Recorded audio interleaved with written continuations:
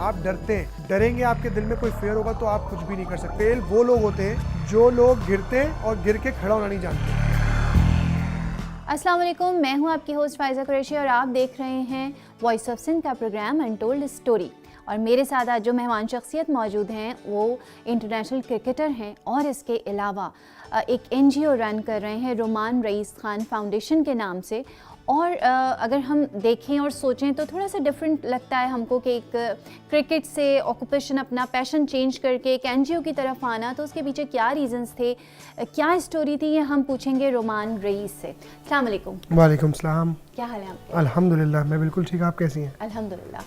अच्छा जी, मैं थोड़ा सा यहाँ पे अपने देखने वालों को, सुनने वालों को ये भी बताती चलूँ कि रोमान रईस खान फाउंडेशन के नाम से आपकी NGO है और आप जो है वो स्लोगन हमारे लोग के नाम से काम कर रहे हैं।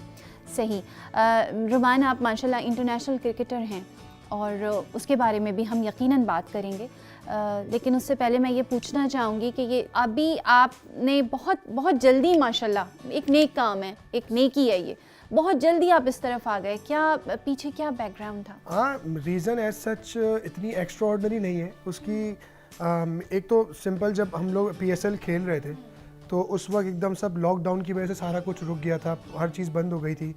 और बेसिकली नॉर्मली जो मैं लोगों की, हर इंसान अपने अपने जानिब से लोगों की मदद करता है, और मैं भी अपने कुछ ऐसे लोग थे जो सराउंडिंग में हैं, जो डेली बेसिस वाले थे, उनकी मैं मदद करता रहता था। लेकिन जब कोविड स्टार्ट हुआ और जब उनके फ़ोन कॉल्स मेरे पास आना शुरू हो गए कि हम परेशान हैं, हम ये हैं, हमारे पास खाने को नहीं है और मतलब हमारा काम नहीं चल रहा, तो उस वक्त मैं फिर नॉर्मली, अब जैसे मैं जाता था मदद करने उनकी, वैसे मैं गया। लेकिन जब मैं उनके एरिया में गया और मैंने जब राशन बैग उठा के उनके घर के आगे रखा, तो पहले जब मैं जाता था तो वो सिर्फ एक घर होता था, लेकिन जब मैं उस गली में गया तो वहाँ 15 लोग मेरे पीछे खड़े हो गए कि हमारे साथ भी ये प्रॉब्लम है, हमारा काम नहीं चल रहा और हमारे घर में छोटे छोटे बच्चे हैं, ना उनके पास खाने को रोटी है और ना ही पीने को दूध है।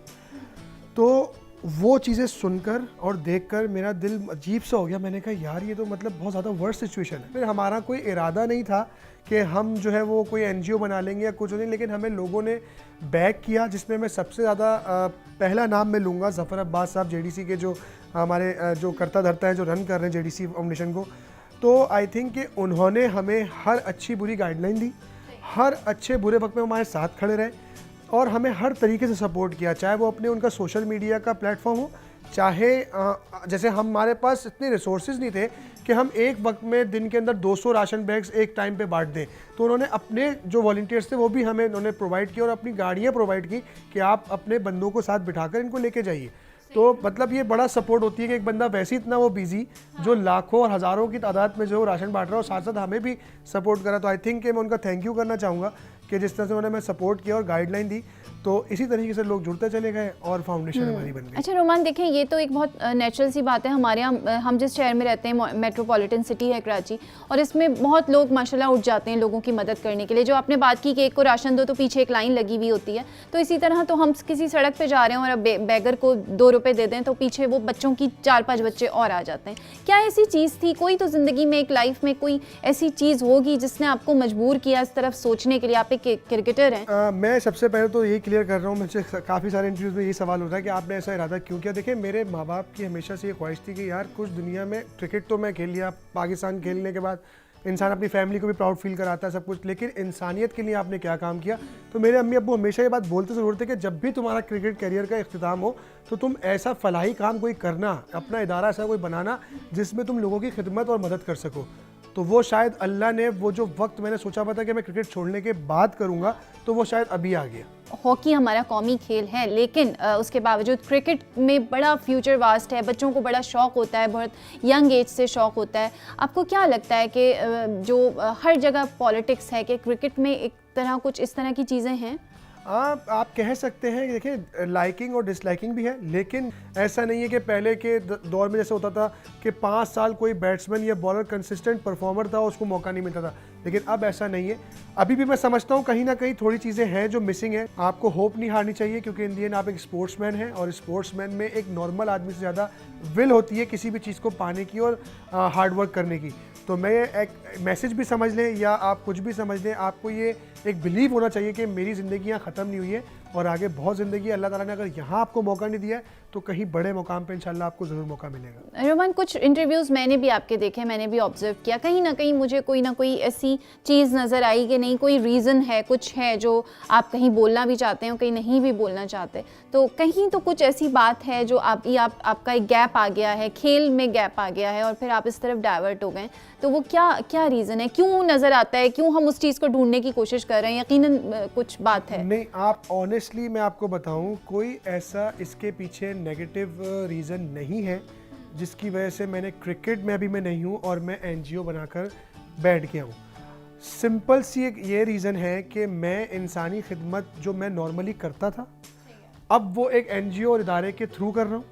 और दूसरी चीज़ ये कि जो मेरी क्रिकेट से रिलेटेड चीज़ें हैं, जो मेरा एक पैशन है, जो मेरा ब्रेड एंड बटर है, उसको मैं नहीं छोड़ सकता। सही, मिडिल क्लास फैमिली से आपका ताल्लुक है रोमान? बिल्कुल ऐसा ही है। और क्या समझते हैं कि हमारे यहाँ बहुत सारे बच्चों को शौक़ होता है, जैसे मैंने कहा कि यहाँ पे हॉकी से ज़्यादा जो है, इवन कि वो हमारा कौमी खेल है, लेकिन क्रिकेट की तरफ ज़्यादा डाइवर्ट हैं बच्चे, बहुत शौक़ से खेल रहे होते हैं, तो कितनी आसान है ये लाइन बच्चों के लिए, एक आम बच्चे के लिए जो एक मिडिल क्लास से ताल्लुक़ रखता है, जिसके पास वो वसाइल नहीं है, जिसके पास मौक़े नहीं हैं बहुत? बिल्कुल, आपने ये पॉइंट बड़ा अच्छा रेस किया है और इसी पॉइंट को मैं आगे बढ़ाता हूँ कि जो ऐसे आपने बात की ना कि बच्चा खेलना चाहता है, पढ़ना चाहता है और उसके बाद वसाइल नहीं है, तो हमारा जो एनजीओ बनाने का मेन कॉज है वो बेसिकली डिपेंड इसी चीज़ पे कर रहा है। हमने फोकस यही करना है।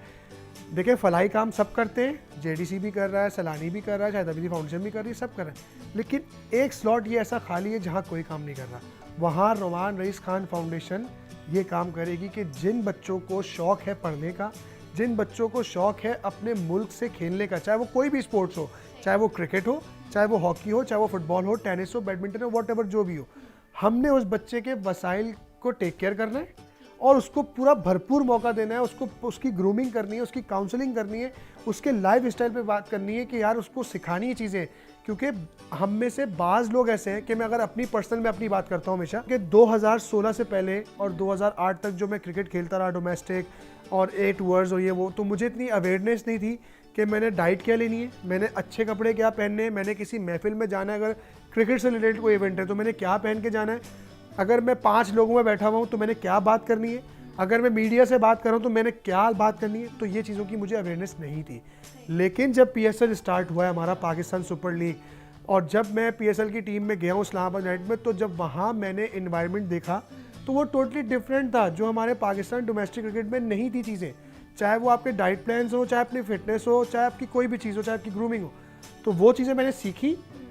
उसके बाद मैं जब दोबारा वापस आया डोमेस्टिक में तो मैंने वही एक स्लॉट खाली देखा कि यार यहाँ हमारे यहाँ कमी है। सही, आप ये समझते हैं और डेफिनेट है कि एक मिडिल क्लास बच्चा या एक लोअर मिडिल क्लास बच्चा जो है वो आगे जा सकता है क्रिकेट की फील्ड में?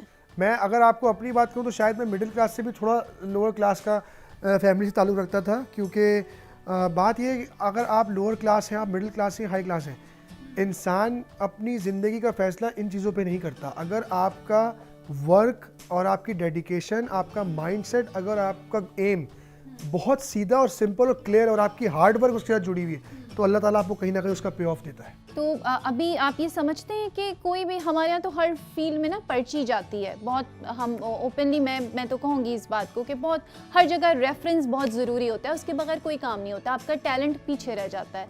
क्या क्रिकेट में भी ऐसा है? और हम जो ग्राउंड से पीछे बैठे हुए होते हैं ना, तो हमें लग भी ऐसा ही रहा होता है। नहीं, मैं ऐसा नहीं समझता, क्योंकि शायद मेरे साथ ऐसा नहीं हुआ। मैं एक सिस्टम के थ्रू आया हूँ। मुझे पहले अपॉर्चुनिटी मिली अंडर 19 खेलने की, मैंने जितना मैं परफॉर्म कर सकता था मैंने किया। उसके बाद जब मैं डोमेस्टिक में आया तो मेरी इतनी अच्छी परफॉर्मेंस नहीं थी, लेकिन मुझे मौका मिलता रहा, क्योंकि लोगों को ये चीज़ का अंदाज़ा था कि इसके पास टैलेंट है लेकिन ये परफॉर्म नहीं कर पा रहा है। जैसे जैसे मुझे एक्सपीरियंस हासिल होता चला गया क्रिकेट की लाइन में अपनी बॉलिंग के हवाले से, तो मैं सीखता चला गया और मेरी परफॉर्मेंस बेहतर होती चली गई। और फिर जैसे ही मुझे PSL की अपॉर्चुनिटी मिली उसको मैंने ग्रैब किया, और ग्रैब करके मैं लोगों के नज़रों में आया कि यार ये एक ऐसा बॉलर है जो हमारी वाइट बॉल क्रिकेट में हमें फ़ायदा दे सकता है। तो लोगों की मुझ पर नज़र पड़ी, उन्होंने मेरी एबिलिटी के ऊपर ट्रस्ट किया, और जब मुझे उन्होंने पाकिस्तान खिलाया तो ना इसमें मेरे पास कोई पर्ची थी, ना मेरा कोई रेफरेंस था। ये दुनिया ने मेरे लिए बातें की, ये मीडिया ने मेरे लिए बातें की, हमारे सिलेक्टर्स की नज़र पड़ी तो मैं पाकिस्तान से खेला। रोमान रईस जो है ये एक सिस्टम के थ्रू एक मोटिवेशन हो सकता है हमारे आने वाले बच्चों के लिए। मैं एक छोटा सा ये मैसेज देना चाहूँगा अगर आपकी इजाज़त हो कि देखें, लाइफ में कभी भी आपने ये नहीं सोचना कि अगर आपको अपॉर्चुनिटी मिली और आपने उसके ऊपर एफर्ट किया, आपने कोशिश की और आप फेल हो गए, क्योंकि फेलियर होने के बाद आप ऐसा नहीं है, फेल वो लोग होते हैं जो लोग गिरते हैं और गिर के खड़ा होना नहीं जानते।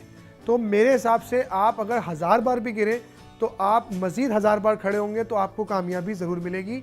आप प्लीज़ इस बात पे बिलीव रखें कि जो भी आपका काम है वो आप फुल डेडिकेशन के साथ करें, पॉजिटिव माइंड सेट करें, अपनी नीयत साफ रखें। सही, ग्रेट। अच्छा रोमान, वैसे मेडिकल अनफिट हो जाएं अगर स्पोर्ट्स में, हम किसी भी, ज़रूरी नहीं हम क्रिकेट की बात करें, तो कम बैक जो है बड़ा मुश्किल होता है, या अगर हो भी जाता है तो उसमें बड़ी कॉम्प्लिकेशंस आने लगती हैं टाइम बाय टाइम।